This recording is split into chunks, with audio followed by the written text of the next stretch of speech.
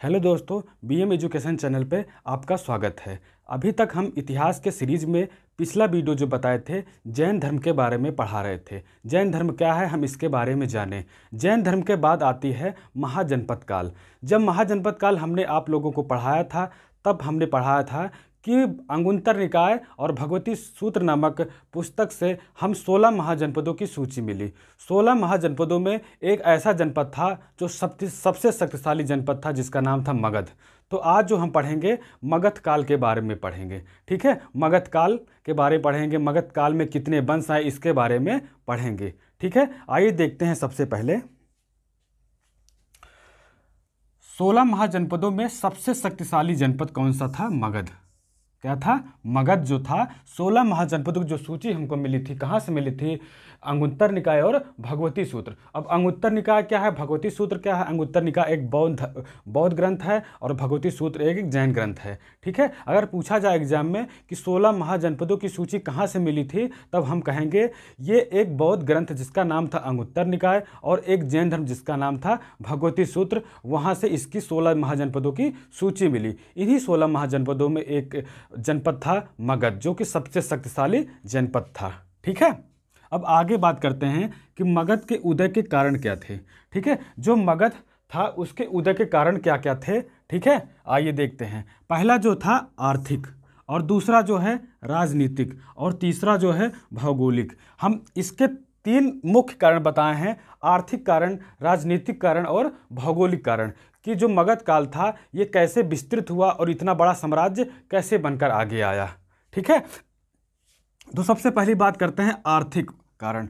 ठीक है, जिस राज्य में, जिस महाजनपद में आर्थिक स्थिति मजबूत रहेगी वहाँ का विकास होना जरूरी से पॉसिबिलिटी ज़्यादा हो जाती है। ठीक है, तो अगर जहाँ की आर्थिक स्थिति मजबूत होगी वहाँ का विकास ज़्यादा होगा। ठीक है, और दूसरी बात करते हैं राजनीतिक की।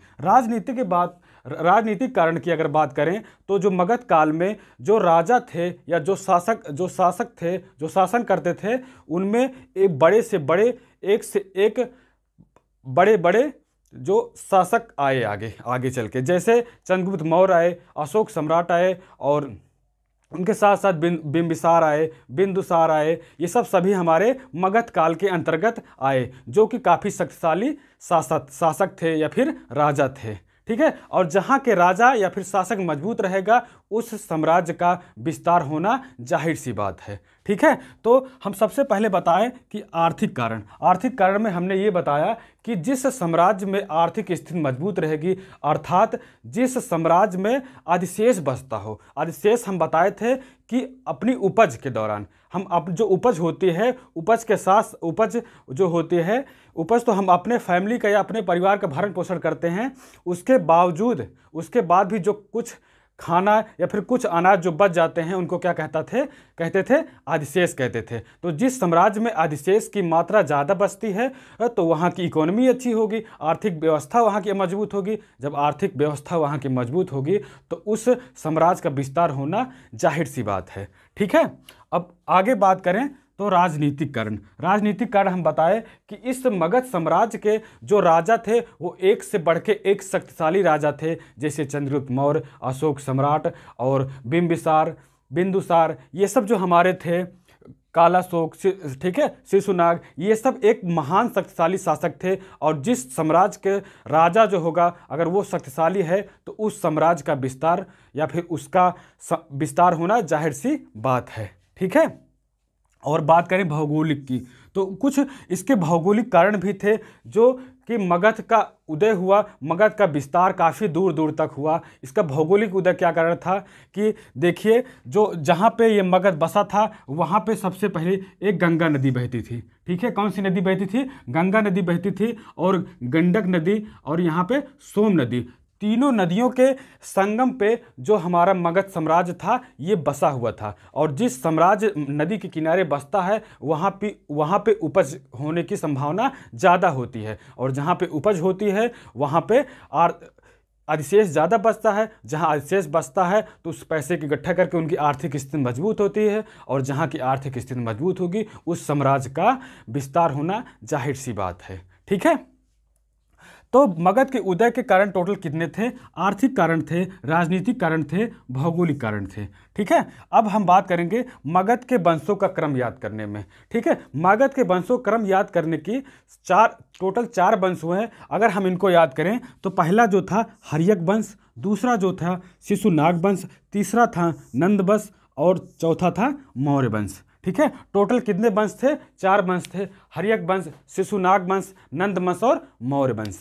ठीक है, अब सबसे पहले हम एक एक करके सभी को पढ़ेंगे। सबसे पहला जो हमारा वंश था उसका क्या नाम था? हर्यक वंश। अगर हर्यक वंश की बात करें तो इसके जो संस्थापक थे बिंबिसार थे। कौन थे इसके संस्थापक? बिंबिसार थे। ठीक है, हर्यक वंश के जो संस्थापक थे वो कौन थे? बिंबिसार थे। इन्होंने 544 बीसी में हर्यक वंश की स्थापना की। कौन किया? अगर आपसे पूछा जाए कि हर्यक वंश की स्थापना किसने की, तब आप लोग कहेंगे बिंबिसार। ध्यान देने बात ये बात है कि आगे चल के हम एक बिंदुसार आएगा और उससे पहले एक बिंबिसार है, तो बिंबिसार और बिंदुसार में कंफ्यूज मत होइएगा। जो बिंदुसार आएगा वो मौर्य वंश में आएगा और जो बिंबिसार है ये हर्यक वंश में आएंगे, जो कि इनके संस्थापक थे। ठीक है, इसे मगध काल का प्रथम वंश भी कहा जाता है। जो मगध काल का उदय हुआ तो सबसे पहला जो वंश बनकर आया वो था हर्यक वंश। कौन सा वंश था? हर्यक वंश। ठीक है, और इसे पितृहंता वंश भी कहा जाता है। पितृहंता वंश का मतलब होता है कि जितने भी राजा इस साम्राज्य में आए वो अपने पिता की हत्या करके तब गद्दी पे बैठे। जितने भी राजा थे आके बैठे वो सबसे पहले अपने पिता की हत्या की, उसके बाद वो आके गद्दी पे बैठे। ठीक है, तो हर्यक वंश को हम प्रथम वंश भी कहते हैं मगध काल का, और पितृहंता वंश भी कहा जाता है। और आगे बात करें संस्थापक की, बात हमने आपको बता दिया कि इसके जो संस्थापक थे वो बिंबिसार थे, जिन्होंने 544 बीसी में, बीसी का मतलब होता है ईसा पूर्व, हम आपको बता चुके हैं। तो 544 ईसा पूर्व में इन्होंने हर्यक वंश की स्थापना की। ठीक है, अब आगे बात करते हैं कि मगध काल में हमने इसके राजधानी को पढ़ा था राजगृह और पाटलिपुत्र। ठीक है, इसके टोटल 3 राजधानी बनाई गई थी। एक वैशाली बनाया गया, पाटलिपुत्र बनाया गया, राजगृह। एग्जाम में ज़्यादातर राजगृह और पाटलिपुत्र माना जाता है, पूछा जाता है या फिर माना जाता है। तो जो बिंबिसार थे इन्होंने अपनी राजधानी किसको बनाया? राजगृह को बनाया। किसको? राजगृह को अपना राजधानी बनाया। इन्हीं बिंबिसार के शासनकाल में एक राजवैद्य रहते थे जिनका नाम था जीवक। जीवक कौन था? जीवक एक राजवैद्य था जो कि जब बुद्ध बीमार हुए तब बुद्ध की सेवा के लिए बिंबिसार जी ने भेजा। किसको? जीवक के भेजा। ठीक है, और एक अवंती के राजा थे, राजा प्रदोद। क्या राजा का क्या नाम था? राजा प्रदोद। उनकी सेवा के लिए भी इन्होंने जीवक को भेजा। मतलब बिंबिसार ने, एग्जाम में पूछा जाता है कि जीवक राजवैद्य जीवक किसके शासनकाल में रहता था, तब आप लोग कहेंगे बिंबिसार। और बिंबिसार ने जीवक को किसकी सेवा के लिए भेजा? तो बुद्ध की सेवा के लिए और राजा प्रदोद के सेवा के लिए भेजा। राजा प्रदोद कौन थे? ये अवंती के राजा थे। ठीक है, तो ये हमने आपको यहाँ पे लिखा है, राजवैद्य जीवक बुद्ध की सेवा और राजा प्रदोद की सेवा के लिए बिंबिसार ने राजवैद्य को भेजा। राजवैद्य का क्या नाम था? जीवक। ठीक है, तो आशा करते हैं कि ये वाला क्वेश्चन काफ़ी ज़्यादा इंपॉर्टेंट, काफ़ी ज़्यादा एग्जाम में पूछा भी गया है कि जो राजवैद्य जीवक था ये किसकी सेवा के लिए बिंबिसार ने भेजा था? तो बुद्ध की सेवा के लिए और उसके बाद राजा प्रदोद की सेवा के लिए भेजा था। ठीक है, अब आगे बात करते हैं कि बिंबिसार के साम्राज्य को विस्तार करने की नीति क्या थी। ठीक है, वो एक दूसरे पे या फिर अपने आसपास के जो साम्राज्य थे उनके ऊपर आक्रमण न करके उनसे वैवाहिक संबंध बना के अपने साम्राज्य को बढ़ाना चाहते थे। ठीक है, और ज़्यादातर इन्होंने जो भी अपने साम्राज्य का विस्तार किया वो वैवाहिक संबंध से अपने साम्राज्य का विस्तार किया। जैसे बिंबिसार ने टोटल 3 शादियाँ कर ली। ठीक है, कितनी शादी की? 3 शादियाँ की। किससे किससे शादी की?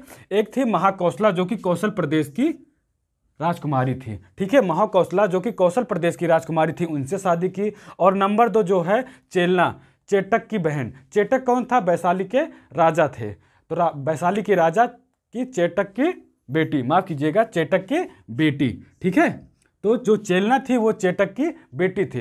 तो 2 शादी इनकी हो गई। और तीसरी शादी जो इनकी हुई, इनकी वाइफ का क्या नाम था? क्षेमा। ठीक है, तो टोटल अगर इनकी वाइफ के नाम पूछा जाए तो इनकी टोटल 3 वाइफ थी, महाकौशला, चेलना और क्षेमा। ठीक है, अब उसके बाद संस्थापक बिंबिसार के बाद बात आती है अजातशत्रु की। अजातशत्रु को कुणिक भी कहा जाता है। अजातशत्रु का एक और नाम है जिसका जो नाम है कुणिक। ठीक है, इनके बारे में हम बताए। 492 ईस्वी में अजातशत्रु ने अपने पिता बिंबिसार की हत्या कर दी। ठीक है, हमने इसीलिए इसको पितृहंता वंश कहा है, क्योंकि इसमें जितने भी शासक आए वो अपने पिता की हत्या करने के बाद गद्दी पे बैठे। ठीक है, तो इनके पिता बिंबिसार थे, तो बिंबिसार की हत्या करके अजातशत्रु ने 492 ईस्वी में गद्दी पर बैठा। ठीक है, और वैशाली और काशी को जीता। ठीक है, कौन कौन से साम्राज्य को जीता? वैशाली और काशी को जीता। ठीक है, वैशाली एक प्रकार से इनके मामा का घर भी हुआ करता था। ठीक है, क्योंकि जो चेलना थी ये कहाँ की थी? वैशाली की थी। ठीक है, वैशाली के राजा चेटक थे और चेटक की बेटी ही तो चेलना थी। ठीक है, तो एक प्रकार से अजातशत्रु के मामा का घर था। कहाँ?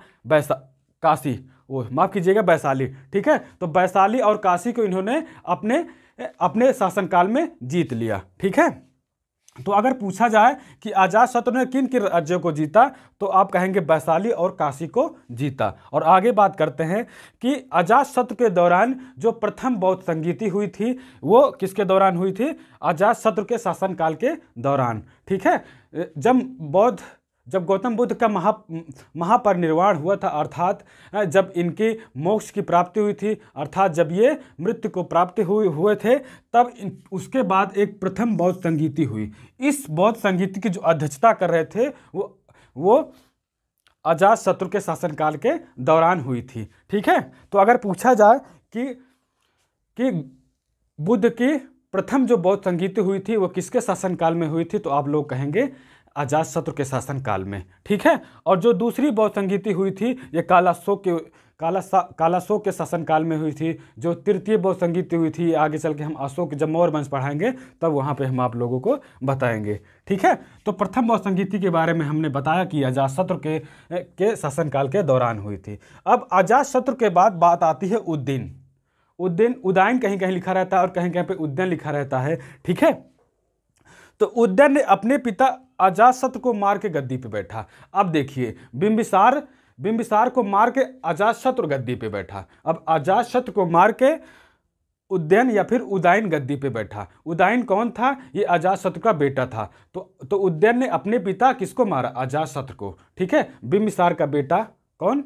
अजातशत्रु का बेटा उदयन। ठीक है, तो उदयन ने अपने पिता अजातशत्रु को मार के गद्दी पे बैठा। ठीक है, और गंगा सोम गंडक के संगम पर पाटलिपुत्र बसाया। ठीक है, अभी हमने आप लोगों को यहाँ पे बताया था कि जो ये मगध साम्राज्य था ये कहाँ पे बसा हुआ था? गंडक नदी, गंगा नदी और सोम नदी के संगम पर बसा हुआ था। ठीक है, तो इसी गंगा सोम गंडक के संगम पर इन्होंने एक शहर को बसाया जिसका नाम था पाटलिपुत्र। जब पाटलिपुत्र इन्होंने बसाया तो उसको इन्होंने अपनी राजधानी बनाया। कौन बनाया? उदयन ने। अगर पूछा जाए कि मगध काल के किस शासक ने पाटलिपुत्र को अपनी राजधानी बनाया, तो आप लोग कहेंगे उदयन या फिर उदयन। ठीक है, और आगे बात करते हैं। तो ये रही बात हर्यक वंश की। हर्यक वंश की ये बात थी। अब आगे जो दूसरा वंश आता है वो था शिशुनाग वंश। कौन से वंश की बारी आती है? शिशुनाग वंश की। शिशुनाग वंश की अगर हम बात करें तो जो शिशुनाग वंश था इसके संस्थापक कौन थे? शिशुनाग थे। तो याद करने में आसानी है कि शिशुनाग वंश की स्थापना जो थी शिशुनाग ने की थी।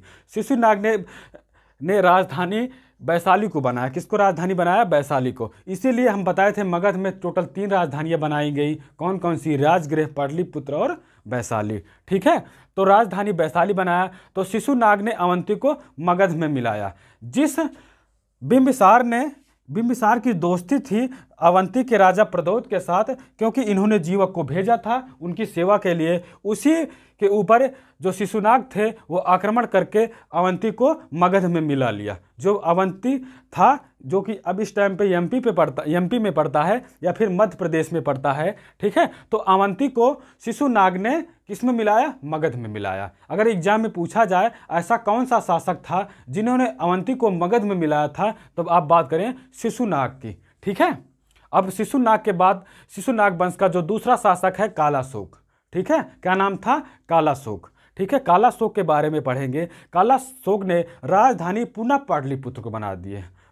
ठीक है, जो शिशुनाग थे इन्होंने पाटलिपुत्र से वैशाली बनाया, लेकिन जो कालाशोक आए, कालाशोक ने पाटलिपुत्र को फिर से अपनी राजधानी बना लिया। ठीक है, और कालाशोक के दौरान ही बौद्ध संगीति हुई। कौन सी बौद्ध संगीति? द्वितीय बौद्ध संगीति या फिर दूसरी बौद्ध संगीति किसके शासनकाल में हुई? कालाशोक के शासनकाल में हुई। ठीक है, और आगे बात करते हैं शिशुनाग वंश का अंतिम शासक। ठीक है, अब ज़्यादातर शिशुनाग वंश से ज़्यादा क्वेश्चन नहीं पूछे जाते, लेकिन अंतिम शासक का नाम पूछा जाता है। तो शिशुनाग वंश का जो अंतिम शासक था उसका नाम था नंदीवर्धन। क्या नाम था उसका? नंदीवर्धन। ठीक है, तो हम लोग क्या क्या कितने वंश पढ़े? हर्यक वंश और शिशुनाग वंश। अब बात आती है नंद वंश के बारे में। ठीक है, नंद वंश क्या है? नंद वंश मगध काल का तीसरा वंश है। ठीक है, इसके जो संस्थापक थे वो थे महापद्म नंद। कौन थे इसके शासक? इससे संस्थापक महापद्म नंद। ठीक है, इनके नाम में ही लास्ट में नंद आ रहा है, तो याद करने की आसानी होगी कि नंद वंश के जो संस्थापक थे वो महापद्म नंद थे। ठीक है, और आगे बात करते हैं, जो महापद्म नंद थे ये एक राट उपाधि की धारण की। क्या उपाधि की? पहले उपाधि मतलब किसी का सरनेम। ठीक है, तो उपाधि जो होता है, तो एक उपाधि इन्होंने धारण की जिसका नाम था एक राट उपाधि। अगर एग्जाम में पूछा जाए कि मगध साम्राज्य का ऐसा कौन सा शासक था जिसने एक राट की उपाधि धारण की थी, तब आप बात करेंगे महापद्म नंद की। ठीक है, और महापद्म नंद को परशुराम भगवान का दूसरा अवतार भी कहा जाता है। ठीक है, क्या कहा जाता है? परशुराम भगवान का दूसरा अवतार भी कहा जाता है। किसको? महापद्म नंद को। ठीक है, और आगे बात करिए, महापद्म नंद ने कलिंग विजय प्राप्त की। क्या? कलिंग विजय प्राप्त की, और वहां से जिनसेन की मूर्ति मगध में लाए। ठीक है, एक जिनसेन की मूर्ति थी। ठीक है, उनको इन्होंने कलिंग से कहां पे लाया? मगध में लाए। ठीक है, और आगे बात करते हैं कि कलिंग में एक नहर खुदवाई। ठीक है, सिंचाई के लिए इन्होंने कलिंग साम्राज्य में एक नहर की खुदवाई की, जिसका जो हमें जानकारी मिलती है, कहाँ से मिलती है? हाथी गुफा अभिलेख और खारबिल अभिलेख से जानकारी मिलती है। ठीक है, कि महापद्म जी कलिंग में एक नहर खुदवाए थे। ठीक है, और अगर नंद वंश के अंतिम शासक के बारे में बात करें तो घनानंद। घनानंद कौन था? घनानंद एक क्रूर शासक था। ठीक है, क्रूर शासक था। इसके शासनकाल में जो नियम थे, जो रूल थे, ये काफ़ी कठोर हुआ करते थे। ठीक है, यही घनानंद था जिन्होंने एक कौटिल्य या फिर कौटिल्य को चाणक्य कहा जाता है, इनकी इंसल्ट कर दी थी भरे दरबार में। तब इन्होंने दरबार से गुस्से होकर इन्होंने वहाँ से निकल गए थे। निकलने के बाद इन्होंने एक शासक लेके आए थे जिनका नाम था चंद्रगुप्त मौर्य, जिन्होंने मौर्य वंश की स्थापना की। इसके बारे में हम बताएंगे डिटेल में। तो आप यहाँ तक यही जान लीजिए कि जो घनानंद था ये नंद वंश का अंतिम शासक था। ठीक है, याद करने की अगर ट्रिक बात करें, जैसे नंद वंश है तो नंद में संस्थापक महापद्म नंद और अंतिम शासक घनानंद। देखो लास्ट में दोनों में नंद आ रहा है। ठीक है, तो ये कौन से वंश के शासक थे? ये नंद वंश के शासक थे। ठीक है, अगर सबका रिवीजन करें हम एक बार फिर से, तो सभी का रिवीजन करें तो मगध काल में 16 महाजनपद थे।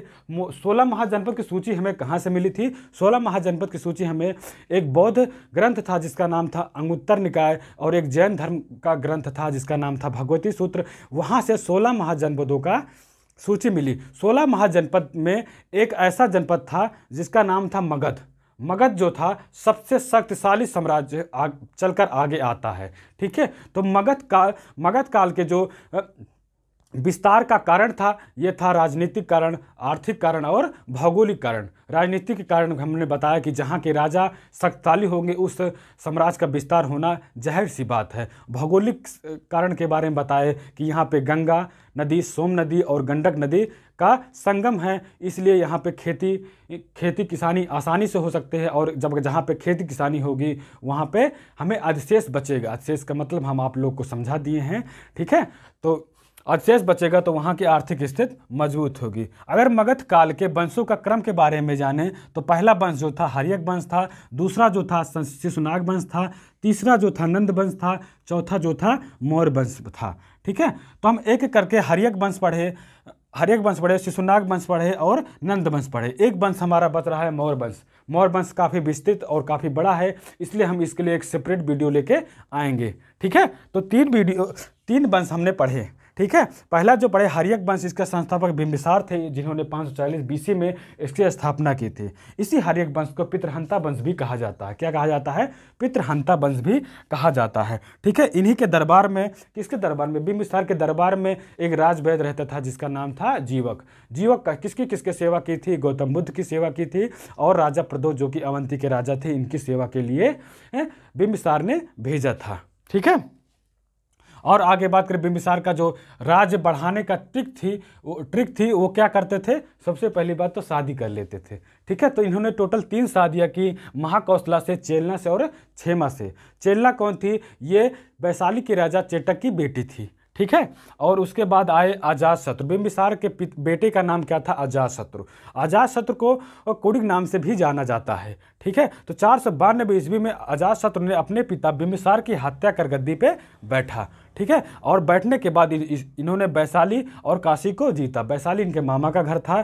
क्यों? क्योंकि जो चेलना थी वो कहाँ की थी? वैशाली की थी। ठीक है, तो यहाँ इन्हीं के दौरान, अजातशत्रु के दौरान, बुद्ध धर्म की प्रथम बौद्ध संगीति हुई थी। ठीक है, और उदयन के बारे में हमने पढ़ा कि उदयन ने अपने पिता अजातशत्रु की हत्या करके गद्दी पे बैठा।